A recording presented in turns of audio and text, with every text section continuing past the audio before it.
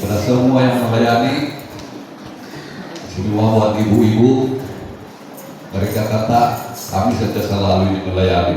Di Tuhan, firman Tuhan mengatakan itulah yang dikatakan talenta. Jadi ibu-ibu punya talenta untuk membawa kita dalam pujian, memimpin di dalam suatu kebaktian. Peliharalah talenta kamu itu, senantiasa dipakai oleh Tuhan. Jangan mengeluh. Ibu, bapak-bapak, wira-wira sebenarnya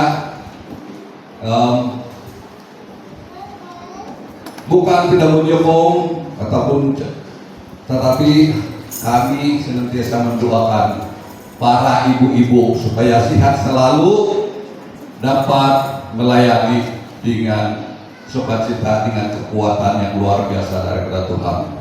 Puji Tuhan karena talenta yang dibagi Tuhan oleh ibu-ibu di sidang ini. Kamulah harapan kami dalam pujian dan penyembahan.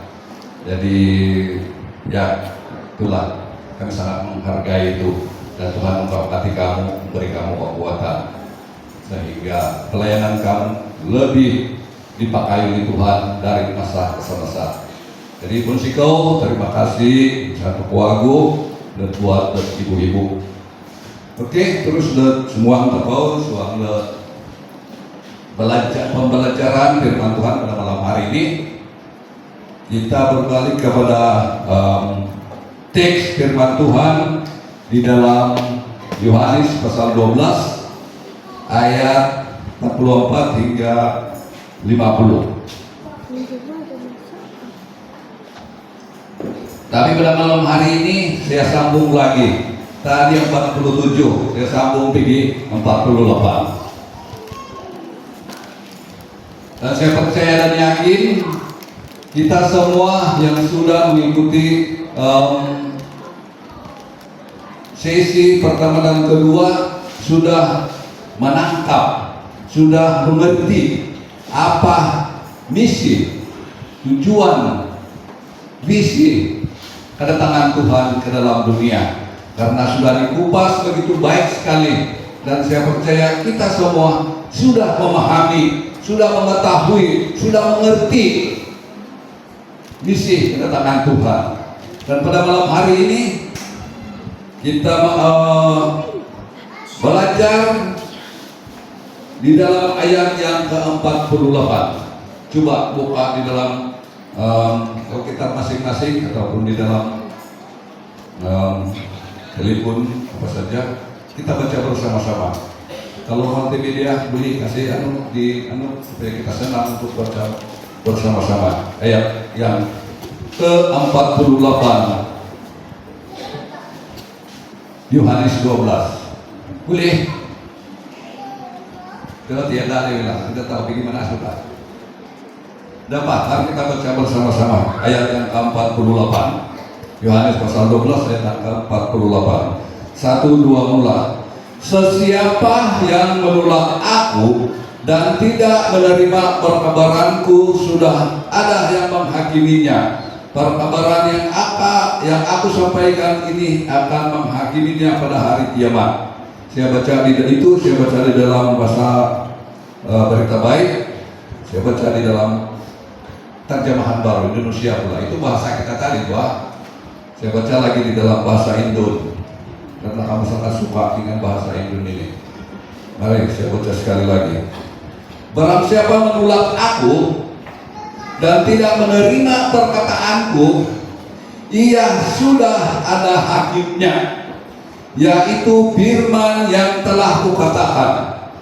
Itulah yang akan menjadi hakimnya pada akhir zaman. Oke, malam ini kita belajar satu lagi tema, yaitu respon kita terhadap misi kedatangan Tuhan. Apa respon kita? Kita sudah belajar bahwa Dia datang untuk menyelamatkan, Dia datang memperkenalkan Bapa melalui Yesus, dan Dia datang untuk menyelamatkan, menebus manusia, menebus dunia. Nah itu yang kita sudah belajar dan kita sudah memahami itulah misi dia. Datang ke dunia sangat simpel. Dia datang ke dunia untuk menebus manusia, untuk memberi keselamatan kepada manusia. Tetapi apa respon kita tentang kedatangan Tuhan itu?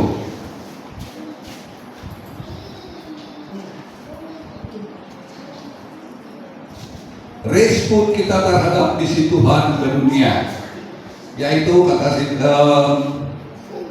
firman Tuhan mengatakan, barang siapa menolak aku dan tidak menerima perkataanku, sudah ada hakimnya. Nah, jadi Tuhan sudah menyediakan keselamatan. Tuhan sudah memberi kita peluang untuk diselamatkan melalui Yesus Kristus. Jadi respon kita sama ada kita mau menerima atau menolak. Nah, kita mau menerima atau tidak mau menerima. Itu respon. Hanya ada dua respon, mau menerima atau tidak mau menerima. Kalau mau menerima, puji Tuhan, kau akan diselamatkan. Sangat simpel. Kalau tidak menerima, sudah ada hukum hakim. Dia bilang hakim itu adalah berita yang Tuhan sudah hadir di dunia ini untuk mau menyelamat. Itulah hakim dia. Tidak ada alasan lagi, tidak ada lagi alasan kenapa nanti sudah di akhir zaman tidak ada alasan sudah untuk berdalih. Saya tidak dengan alasan-alasan yang bermacam-macam, karena kita sudah diberi pilihan sama ada mau menerima atau menolak. Itu terpulang kepada kita masing-masing ya. Kalau kita menerima, terima keselamatan itu. Kalau tidak, awas-awas saja. Memang sudah kita di bawah penghakiman, yaitu hukuman karena tidak menerima keselamatan itu. Oke, saat kita mau menerima misi Tuhan, saat kita menerima keselamatan yang diberi kepada kita oleh Yesus Kristus dalam kehidupan kita, maka kita diberi hak menjadi anak-anak Allah. Kata Yohanes pasal 1 ayat 12. Coba kita tengok.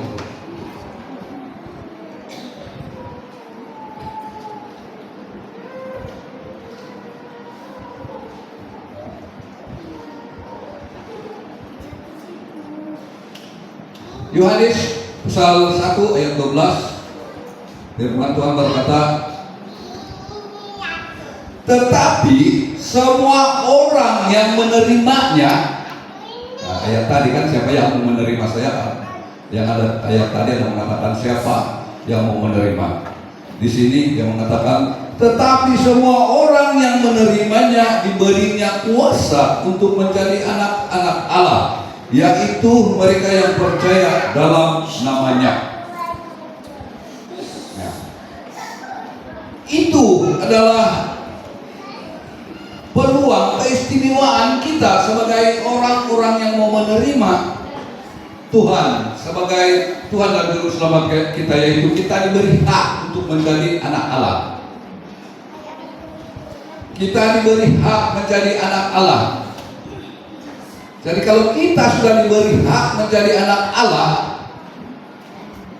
berarti kita sudah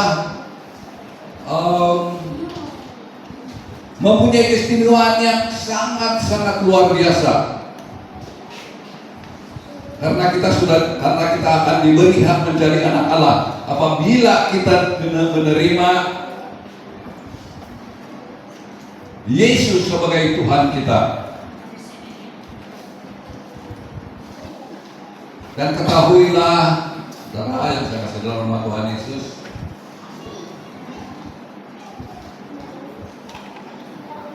tawaran tawaran Kristus ini senantiasa terbuka buat kita. senantiasa terbuka, peluang untuk menjadi anak Allah ini senantiasa ada di dalam kehidupan kita. Sejak Yesus lahir ke dunia, maka mulailah peluang itu ada. Mulailah pilihan kita itu ada, sama ada mau menerima atau tidak. Jadi selagi kita masih bernapas, selagi kita mempunyai kekuatan, selagi kita hidup di dunia, kita masih mempunyai peluang untuk menerima hak itu terulang kepada pilihan masing-masing. Pilihan kamu, pilihan kamulah. Pilihan saya, pilihan saya. Kalau kamu mau menerima Yesus, kamu ada hak menjadi anak Allah. Kalau kamu menolak Tuhan, ya, kita tidak mempunyai hak itu.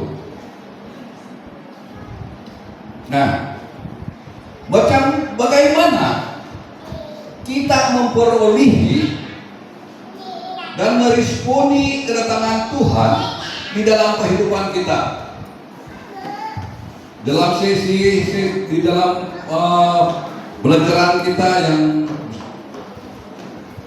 sesi kedua tadi mengatakan bahwa Dia datang untuk mengampuni seisi dunia atau mengampuni manusia di dalam dunia.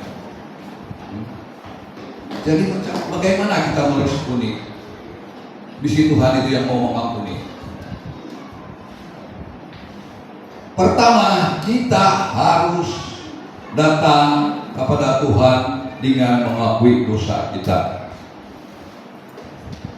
Jangan kita sangka bahwa Tuhan Yesus itu datang ke dunia menjadi juru selamat, menjadi Tuhan dan penyelamat. Kalau kita tidak meresponi, kalau kita tidak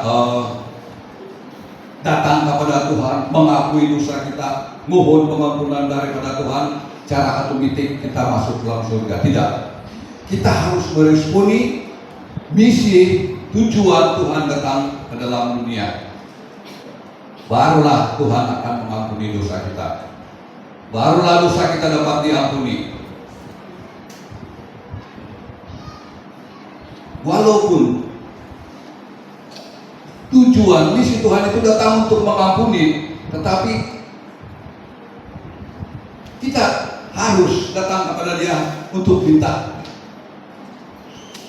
dosa-dosa kita diampuni. Kalau tidak datang kepada Tuhan minta ampun dosa kita. Nah, saya suka pakai bahasa yang paling biasa kita kita pakai sehari-hari. Inilah bahasa yang kita biasa pakai, Melayu Sabah. Oke? Jadi harus kita minta ampun kepada Tuhan, minta ampun dosa kita. Kalau kamu berdosa, minta ampun. Kalau kamu rasa-rasa kamu tidak berdosa, puji Tuhan. Tapi kata firman Tuhan, semua manusia itu adalah berdosa, sudah ada di bawah hukuman maut. Nah, jadi harus setiap kita ini datang kepada Tuhan, minta ampun kepada Tuhan, minta ampun dosa-dosa kita. Barulah misi Tuhan itu tercapai. Kalau tidak, Tuhan tidak dapat mencapai misi Dia, tujuan Dia. Nah,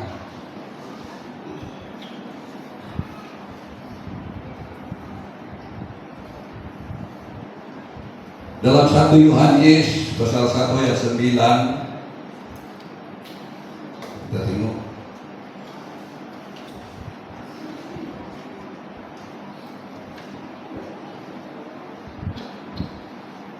Yohanes pasal 1 ayat 9.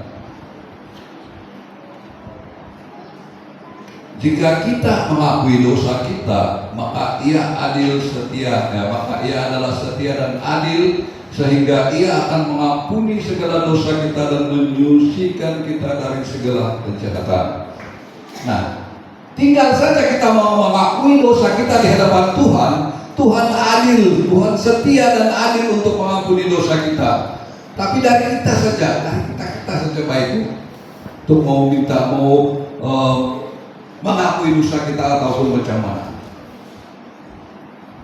Mau dosa kita dicucikan ataupun macam mana, itu terpulang kepada kita.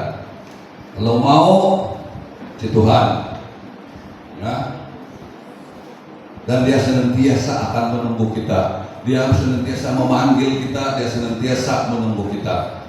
Dia senantiasa memanggil kita, Dia senantiasa menunggu kita datang kepada Dia, minta mengaku dosa-dosa kita di hadapan Tuhan.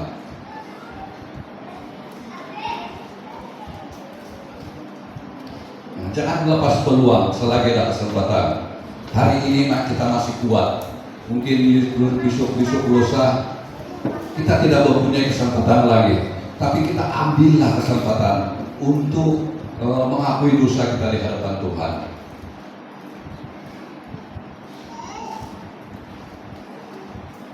Dan di dalam hal kita datang kepada Tuhan, meminta pengampunan daripada Tuhan, ada satu hal yang sangat penting yang harus kita bereskan, barulah Tuhan akan mengampuni dosa kita. Ada satu hal yang sangat penting yang Tuhan mau kita lakukan agar Dia akan mengampuni dosa kita. Macam pun kita datang kepada Tuhan, kalau kita tidak lakukan hal ini, mungkin Tuhan tidak akan mendengar pengakuan kita di hadapan Dia. Yaitu coba membaca firman Tuhan di dalam Matius pasal 6 ayat 14 hingga 15. Ini adalah hal yang sangat penting.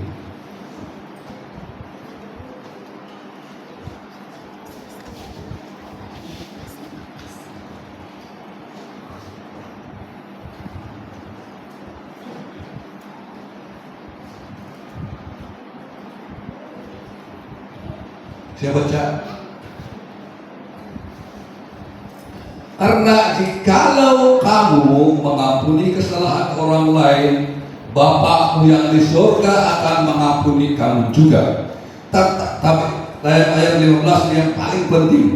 Tetapi jikalau kamu tidak mengampuni orang, Bapakmu juga tidak akan mengampuni kesalahanmu. Ini adalah kunci yang paling penting di dalam kita datang kepada Tuhan untuk mengaku dosa-dosa kita di hadapan Tuhan. Walaupun Dia setia dan adil untuk mengampuni kita, tetapi hal yang sangat penting yang Tuhan kehendaki, yaitu kita juga sebagai manusia harus dahulu mengampuni kesalahan orang, baru Dia mau ampun kita. Kalau kau datang kepada Tuhan, ampuni dosa saya. Di samping itu di dalam pemikiran kamu masih marah dengan suami, masih marah dengan istri, masih marah dengan kawan-kawan, sia-sia kamu datang kepada Tuhan. Kita datang kepada Tuhan, bukan kamu saja, kita semua sia-sia. Jadi harus sangat penting ada pengampunan sesama kita manusia. Sangat penting. Nah, kalau selama ini dari bulan 1 sampai bulan 12 masih ada lagi yang belum mengampuni ke kawan-kawan atau saudara-saudara kamu yang bersalah kepada kamu, malam ini kita akan bereskan semuanya itu supaya Tuhan mengampuni dosa kita dan kita menerima hak menjadi anak-anak Allah. Kalau yang pemuda-pemudi selalu bergaduh-gaduh,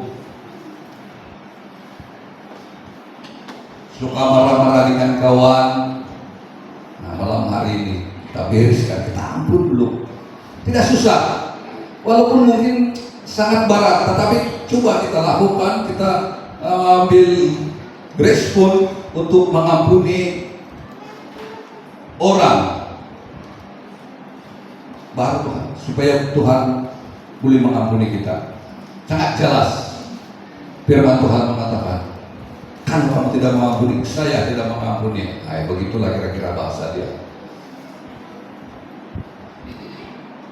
Kalau kamu masih benci dia, saya masih menunggu kau sehingga kau mengampuni dia dan datang kepadaku. Itu kira-kiranya Tuhan menunggu kita. Nah,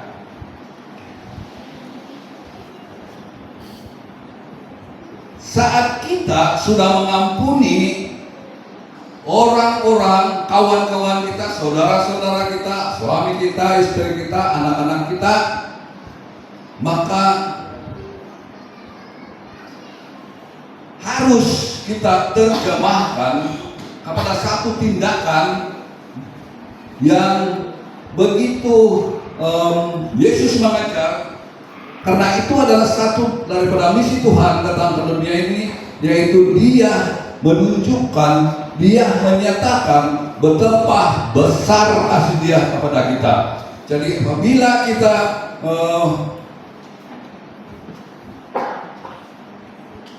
sudah membuat pengakuan dosa di hadapan Tuhan, mengampuni saudara kita, kita harus mengikuti teladan Tuhan, yaitu mengasihi semua orang. Di dalam Yohanes 13 ayat 34. Betulkah kalau mengasihi itu sangat penting? Kita cek di dalam Yohanes pasal 13 ayat 34.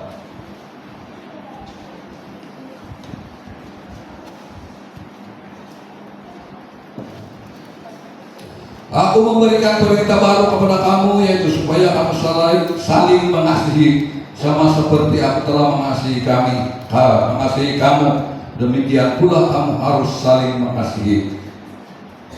Dengan demikian semua orang akan tahu bahwa kamu adalah murid-muridku, yaitu jikalau kamu saling mengasihi. Nah, saudara-saudara yang saya saudara Tuhan Yesus, apabila kita sudah datang kepada Tuhan, mengampuni orang, mengakui dosa kita, maka kita harus menerima perintah Tuhan, yaitu kita harus mengasihi sesama kita, sesama manusia, sesama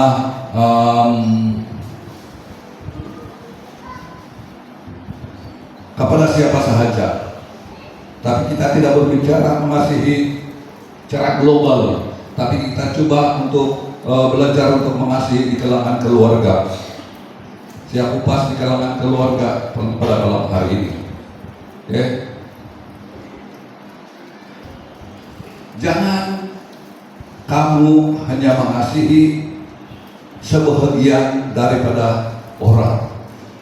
Tidak, contohnya di dalam keluarga, ibu bapak ataupun suami istri hanya mengasihi anak-anak dia, tetapi dia membenci mentua dia.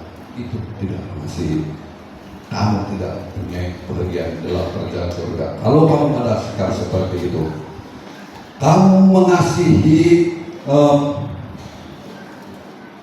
anak-anak kamu mengasihi saudara kamu mengasihi mentua kamu, tapi tidak mengasihi ipar-ipar kamu, jiran-jiran kamu. Tolong kita belajar, kita ubah sikap itu.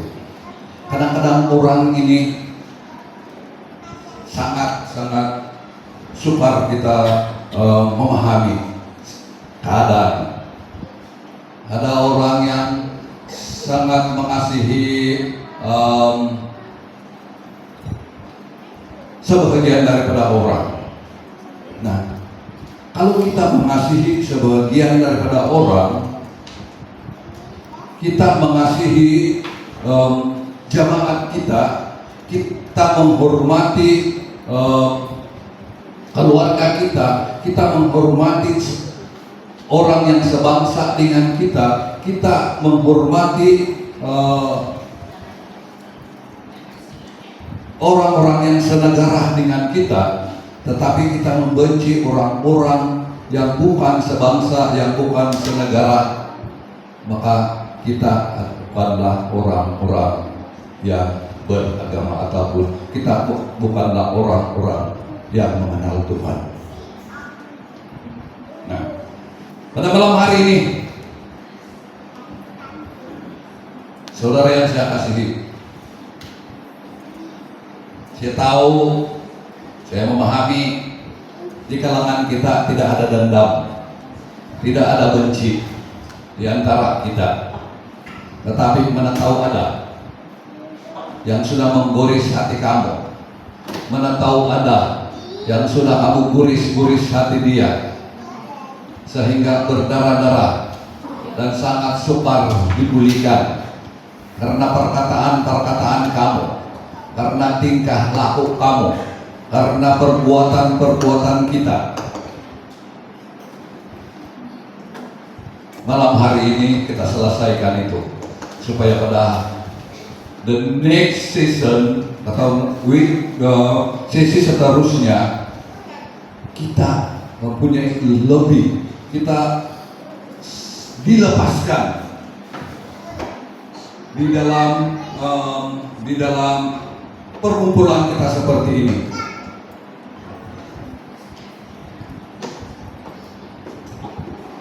Nah, itu yang kita harus lepaskan pada malam hari ini.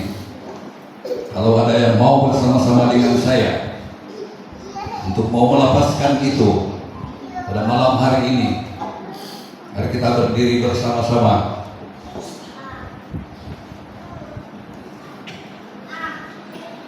Untuk kita melepaskan pengampunan kepada kawan-kawan kita. Mari kita berdiri bersama-sama, melepaskan pengampunan kepada kawan-kawan kita pada malam hari ini. Kalau tidak, firman Tuhan mengatakan sia-sia. Sia-sia kamu, sia-sia kita datang ke dalam gereja ini, sia-sia kalau kita tidak mengampuni kawanmu, saudaramu, anakmu, bapakmu, istrimu, ibumu, mentuamu, menantumu. Kalau kamu tidak mengampuni dan mengasihi dia, sia-sia.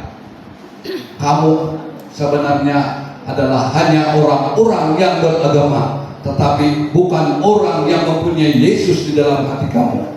Kalau kamu tidak mengampuni, kalau kamu tidak mengasihi saudara kita, mari kita berdiri untuk yang permulaan.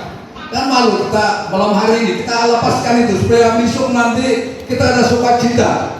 Tidak lagi yang berjumpa karena ada dendam terus begini.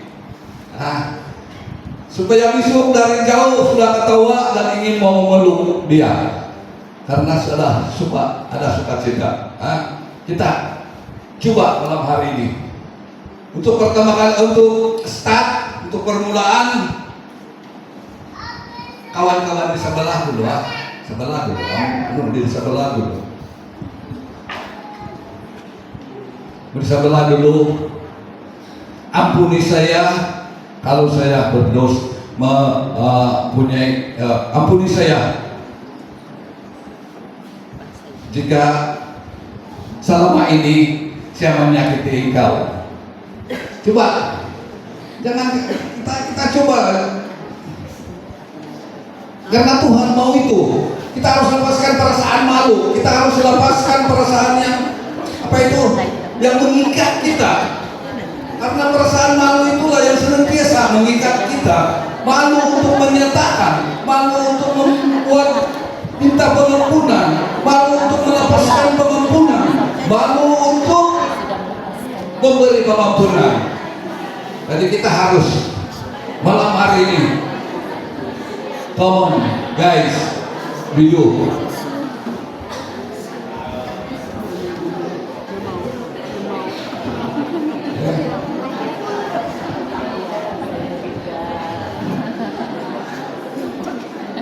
Dan the next step, kita menuju kepada orang yang kita rasakan kita mempunyai sesuatu yang harus dibereskan. Kita menuju kepada orang itu, salam dia, peluk dia, Dia sudah memahami itu, dia minta ampun kepada kita. Oke, itulah step kedua. Kita harus keluar dari tempat duduk kita, kita pergi kepada orang yang harus ada sesuatu yang kita mau luahkan.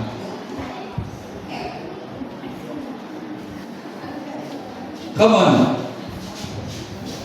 amen. Okay, so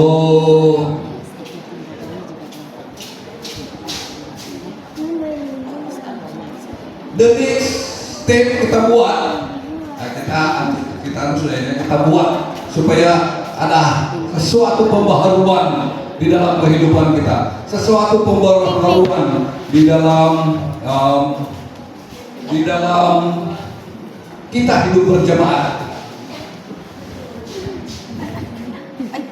Anak-anak pergi kepada ibu bapak, dan kalau boleh, kalau suami istri itu pergi, datang kepada dia, dan saya mau nanti saya mau 2-3 orang untuk menyanyikan sebuah lagu, "Ku kasih dikau dengan kasih Tuhan." Jadi kalau suami istri itu berdepan begini sudah berdepan. Kadang-kadang kita ini selalu terlepas pandang. Kalaupun dia begini, kalau kita melakukan itu nanti mesti ada eye contact ataupun mata kita tetap betul-betul muka dia tetap begini. Jangan nanti suami istri dia menyanyi, "Ku kasih dikau," ingat dia pandang orang lain, mau kena tempiling gitu. Contohnya, kalau yang PIB itu tidak apalah. Kalau kamu berdepan begini pun kau pasti dengan kasih Tuhan, kau pandang orang lain itu biasa. Mungkin yang kau pandang lah itu yang kau kasih dia. Tetapi kalau yang suami istri nanti jangan kamu coba-coba kalau tidak pandang muka istri atau suami kamu. Harus pandang betul-betul. Ini jangan kau kasih dia patah menuju kepada orang lain. Itu tambah lagi, nanti itu tambah lagi keributan. Bukan pula ada pengampunan, tapi ada perang saudara. Mana punya penyanyi itu? Kapan? Aku kasih di kalian, kasih Tuhan. Anak-anak, pergi kepada kawan-kawan kamu, saudara kamu, abang kamu, adik kamu, yang istri-istri, suami, pergi kepada suamimu, pergi kepada istri. Jangan malu. Tatap muka istrimu, tatap muka jauh. Haleluya.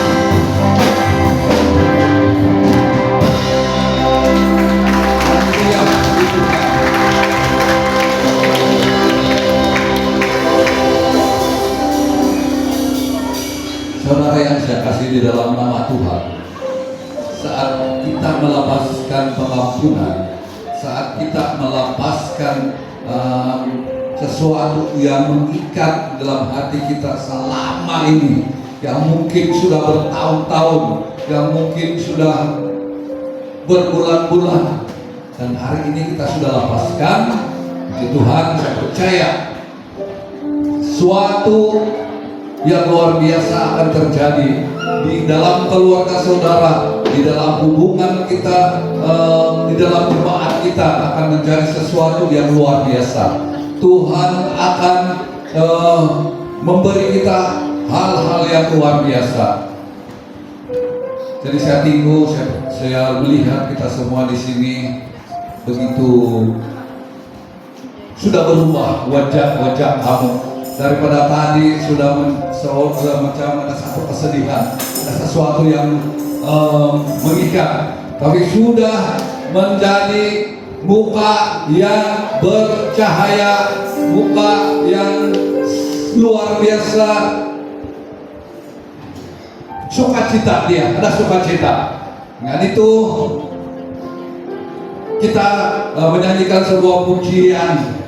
Jadi kita saya sudah sangat rindu untuk melihat kita menari bersama-sama saat Krismas yang dulu kita selalu melakukan itu, tapi sudah kita lupakan. Padahal itu mengingatkan dan sesuatu yang sangat-sangat memberkati kita.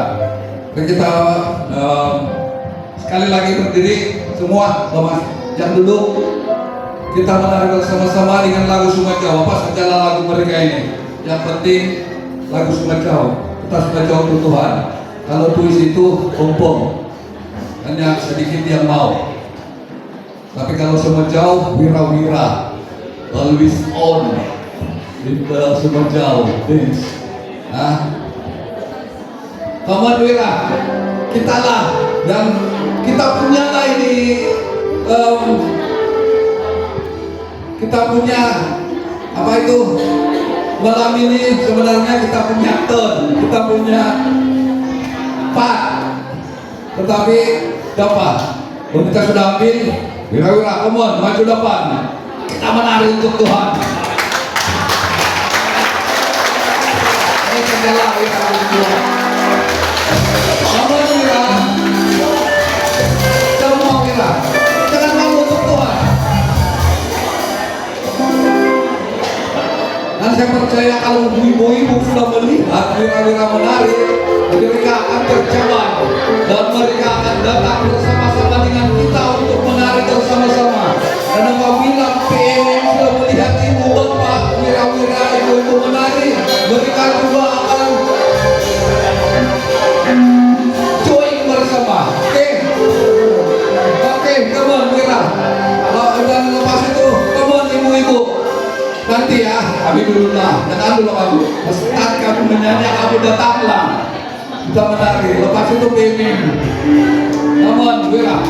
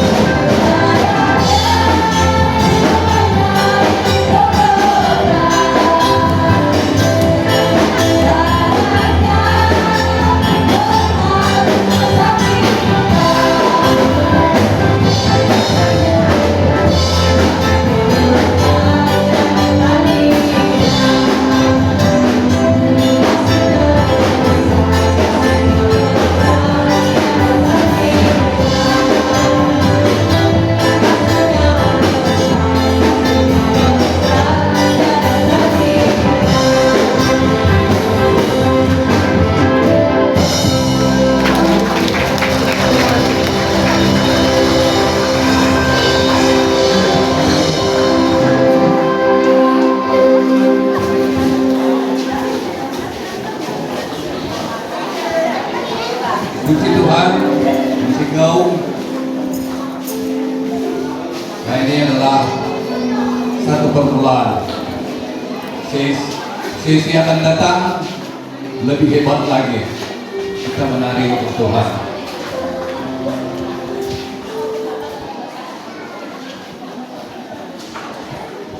Ini adalah permulaan untuk Tuhan.